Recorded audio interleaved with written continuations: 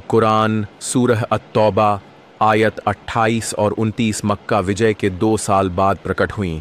उस समय जब पैगंबर मोहम्मद ने देखा कि कई अरब बहुदेववादी अभी भी मक्का में हज के रस्मों का पालन कर रहे थे। शमली, अबू बकर, मक्का जाओ और कुरैश को बता दो कि अल्लाह ने हुक्म दिया है कि इस साल के बाद कोई भी मुशरिक मस्जिद अल हरम में हज अदा करने नहीं आ सकेगा और कोई भी बिना कपड़ों के काबा का तवाफ नहीं कर सकेगा। अली और अबू बकर मक्का गए अल्लाह और उनके रसूल का पैगाम पहुंचाने।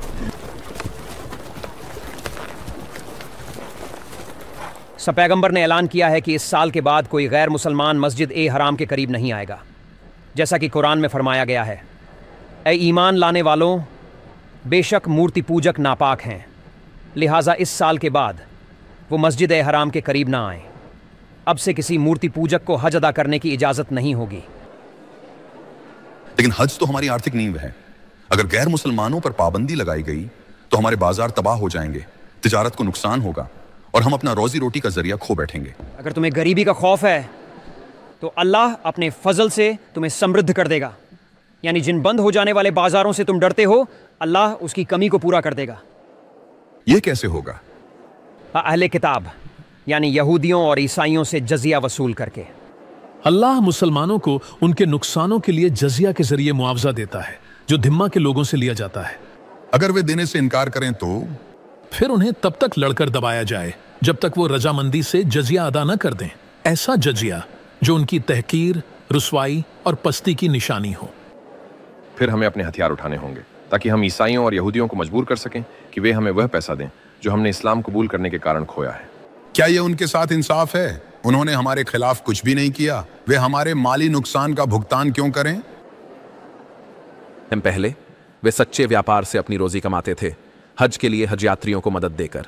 अब उन्हें दूसरे मजहब के लोगों से जबरदस्ती पैसे वसूल करने का हुक्म दिया गया है, जिससे वे व्यापार से बदलकर माफिया जैसी आपराधिक गतिविधियों में शामिल हो गए हैं।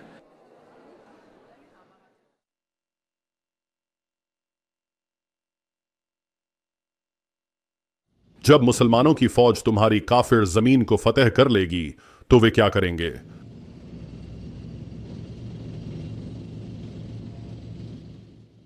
अगर तुम इस्लाम कबूल नहीं करना चाहते तो मुसलमान तुम्हारी जान के बदले तुम्हारा पैसा ले लेंगे। इस जबरदस्ती को जजिया कहा जाता है। ज्यादातर पश्चिमी लोगों को यह पता नहीं होता कि जजिया क्या है और वे ये समझते हैं कि जजिया इस्लाम में सहिष्णुता की एक मिसाल है। आधुनिक दुनिया में जजिया को लागू करने के सबसे स्पष्ट उदाहरणों में से एक वह है जो इस्लामिक स्टेट ने गैर मुसलमानों, खासकर ईसाइयों के खिलाफ किया। जब इस्लामिक स्टेट ने अप्रैल 2015 में लीबिया में करीब 30 ईसाई एथियोपियाइयों का कत्ल किया, तो प्रवक्ता ने बार बार यह जोर दिया कि जजिया का भुगतान करना ही दुनिया भर के ईसाइयों के लिए अपनी जान की सलामती का एकमात्र तरीका है। लेकिन जो जजिया अदा करने से इनकार करेगा उसे हमारी तरफ से सिर्फ भाले की धार ही मिलेगी। मर्दों को मार दिया जाएगा, बच्चों को गुलाम बना लिया जाएगा और उनका माल लूट लिया जाएगा। यह अल्लाह और उसके रसूल का फैसला है।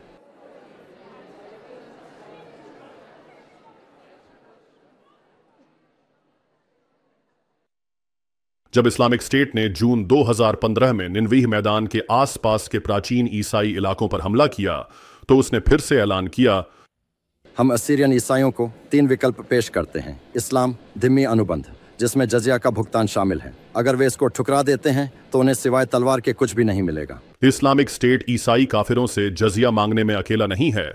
2002 में सऊदी शेख मोहम्मद बिन अब्दुल रहमान जब मुसलमान पैगंबर की भविष्यवाणी के बारे में बात कर रहे थे कि इस्लाम आखिरकार रोम पर कब्जा करेगा, तो उन्होंने कहा, हम वेटिकन की जमीन पर कब्जा करेंगे, हम रोम पर कब्जा करेंगे और इसमें इस्लाम को पेश करेंगे। हाँ, ईसाई हमें जजिया देंगे अपमान में या वे इस्लाम कबूल करेंगे। एक प्रमुख इमाम शेख इसाम अमीरा ने जेरूसलम की अल अक्सा मस्जिद में एक तकरीर की जिसमें उन्होंने अफसोस जाहिर किया कि बहुत से मुसलमान यह समझते हैं कि जिहाद केवल हमलावरों से रक्षा के लिए होता है, जबकि हकीकत में मुसलमानों पर यह भी फर्ज है कि वे गैर मुसलमानों के खिलाफ आक्रमणकारी जिहाद भी करें। जब आप अपने मूर्ति पूजक दुश्मन का सामना करें तो उन्हें इस्लाम, जजिया या अल्लाह की मदद मांगने और उनसे लड़ने के लिए बुलाएं। यहाँ तक कि अगर वे लड़ाई नहीं करते या शत्रुता की शुरुआत नहीं करते तो भी उनसे लड़ें। उनसे लड़ो।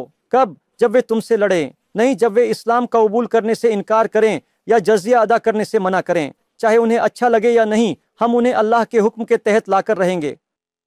जजिया का सिद्धांत और इतिहास। तो जजिया दरअसल क्या है?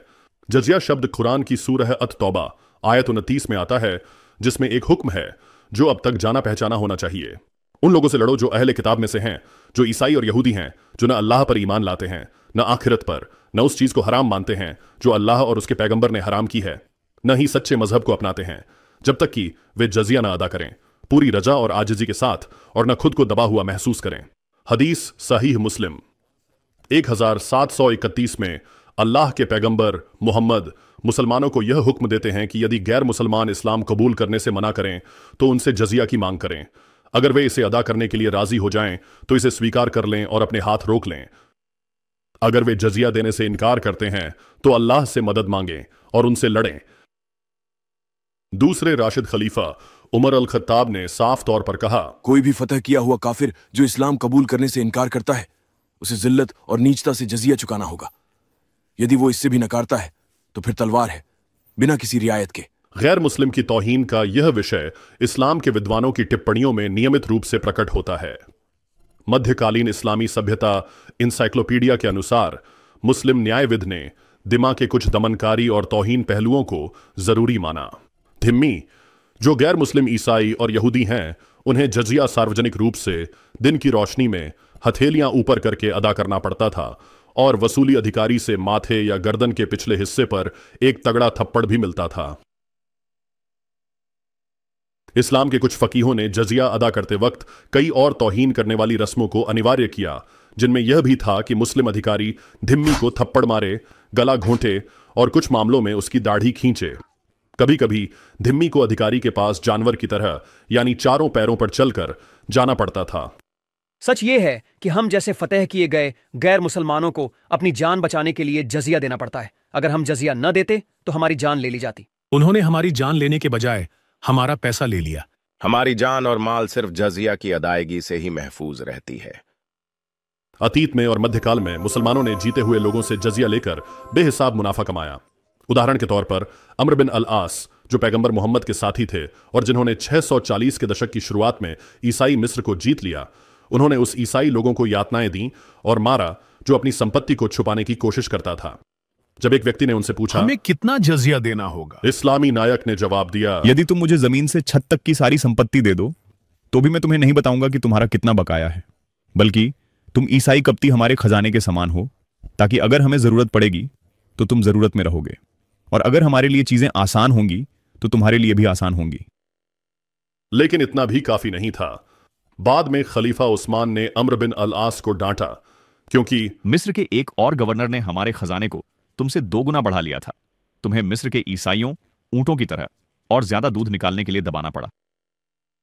सालों बाद एक और खलीफा सुलेमान अब्दुल मालिक ने मिस्र के गवर्नर को सलाह देते हुए लिखा, तुम्हें ऊंट को और ज्यादा दुहना होगा जब तक कि वह और दूध न दे और जब तक वह खून न देने लगे। अचरज नहीं है कि मिस्र 7वीं सदी में लगभग पूरी तरह से ईसाई था और आज वहां महज 10% ईसाई हैं, जो लगातार हो रही उत्पीड़न की वजह से घटते जा रहे हैं। संस्थागत जिजिया के विचार से जुड़ा एक और पहलू यह है कि गैर मुसलमानों को जब भी मुमकिन हो लूटने का सही समझा जाता है। इस्लाम एनसाइक्लोपीडिया के पहले संस्करण में, जो 1913 में प्रकाशित हुआ था, उसमें जिजिया के बारे में यह कहा गया है कि सिद्धांतिक तर्क के बिना भी कभी कभी पैसे की मनमानी मांग की जाती थी। यहां तक कि मध्यकालीन यात्री मार्को पोलो, जिनके वृत्तांत निष्पक्ष प्रतीत होते हैं, ने 13वीं सदी में आधुनिक इराक के टॉरेस में मुसलमानों के संबंध में एक दिलचस्प अवलोकन किया। उनके दस्तूर के मुताबिक इस्लाम में जो कुछ भी दूसरों के अलग धर्म से चुराया या लूटा जाता है वह सही तौर पर लिया जाता है और यह चोरी नहीं मानी जाती, जबकि जो लोग ईसाइयों के हाथों लूट के दौरान मौत या चोट का शिकार होते हैं उन्हें शहीद समझा जाता है। ये उसूल सभी सरासिन मुसलमानों के लिए समान है।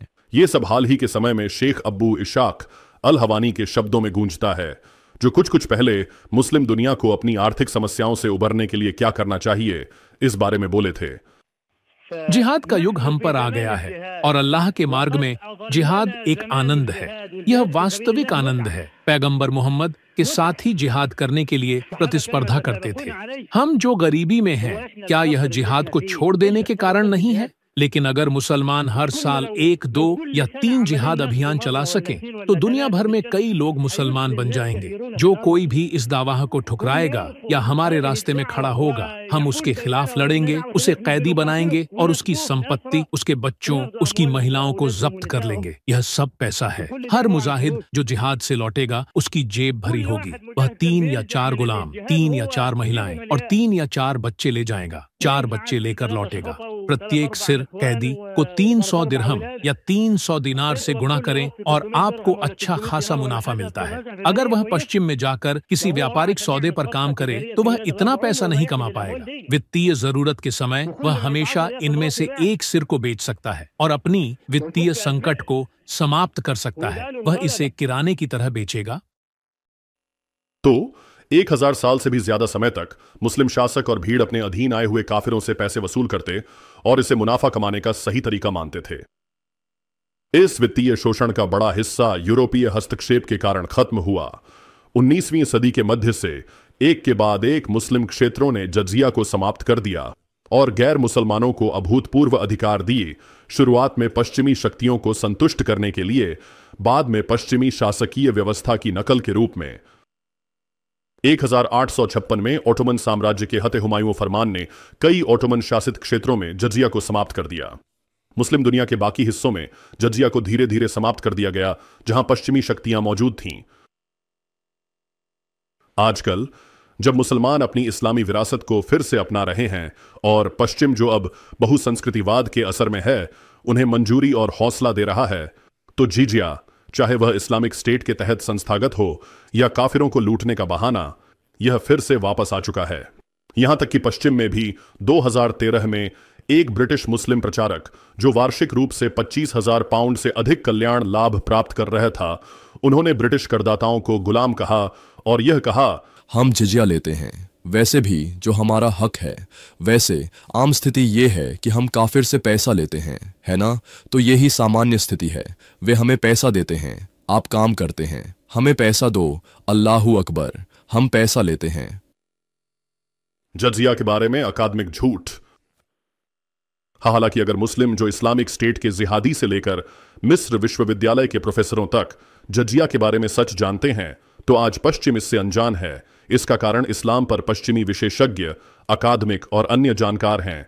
जॉर्ज टाउन यूनिवर्सिटी में prince Alwaleed centre for Muslim Christian understanding के निदेशक जॉन एस्पोसिटो द्वारा निम्नलिखित अंश पर विचार करें, जो इस्लामिक मामलों के लिए व्यापक रूप से जाने माने विशेषज्ञ माने जाते हैं। कई मायनों में स्थानीय जनसंख्या, ईसाई, यहूदी और अन्य लोग मुस्लिम शासन को बीजांटियम और फारस के मुकाबले अधिक लचीला और सहनशील पाते थे। धार्मिक समुदायों को अपने आस्था का पालन करने, पूजा करने और अपने धार्मिक नेताओं और कानूनों के तहत शासित होने की स्वतंत्रता थी, जैसे कि विवाह, तलाक और विरासत के मामलों में।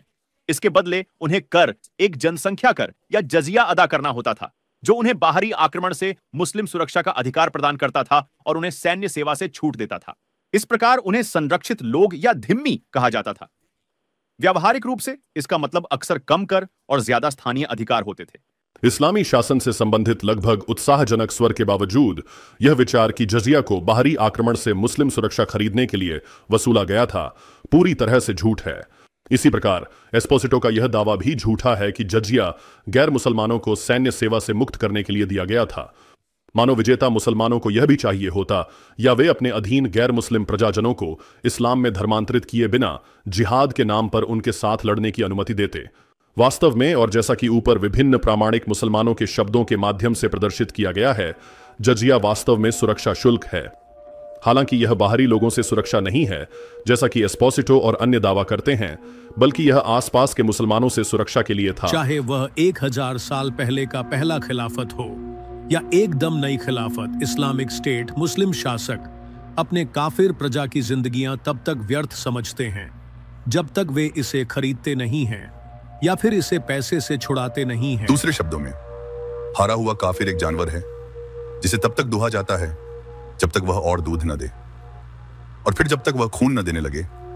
यह प्रारंभिक खलीफा के यादगार शब्दों में कहा गया है। फतह किए गए गैर मुस्लिम अल्पसंख्यकों से जजिया की मांग करने में कुछ भी मानवता, तर्कसंगत या प्रशंसनीय नहीं है, जैसा कि विद्वान दावा करते हैं। जजिया बस एक जबरन वसूली है। इसका उद्देश्य हमेशा यह रहा है कि गैर मुसलमानों को मुसलमानों से सुरक्षा प्रदान की जाए।